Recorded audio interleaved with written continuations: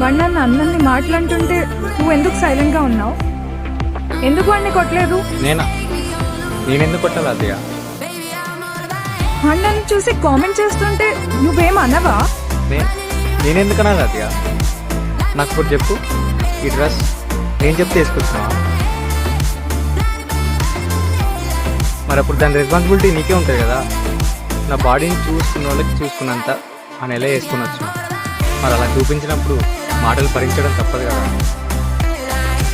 సరే, ఇప్పుడు వాడిని తిట్టు కొట్టు ఏదో ఒకటి చేశానే అనుకో, రేపు ఎల్లుండి ఆ తర్వాత ఎప్పుడు నీ తోక పట్టుకుని అయితే నేను ఉన్నాను కదా.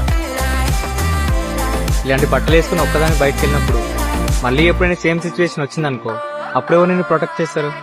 చూడాద్యా, మనది మిడిల్ క్లాస్ ఫ్యామిలీ, నువ్వేం సెలబ్రిటీ కాదు కదా. 24/7 బాడీ గార్డ్స్ నీ చుట్టూ ఉండడానికి. మన లిమిట్స్లో మనం ఉంటే మనకే ఉంటాయి. ప్రతి అమ్మాయికి కోరికలు ఉంటాయి, ఇలా ఉండాలి అలా ఉండాలి, ఇది చేయాలి అది చేయాలని. వాటి వల్ల మనకి ఏమైనా ఇబ్బంది అనిపిస్తే అవాయిడ్ చేయడానికే ట్రై చేయాలి, అంతేగాని లైట్లే అని అనుకోకూడదు. ఒకవేళ జరగడానికి ఏదైనా జరిగిందనుకో, నిన్ను ప్రేమగా చూసుకున్న నీ ఫ్యామిలీ, నేను లైఫ్ లాంగ్ బాధపడుతూనే ఉంటావు.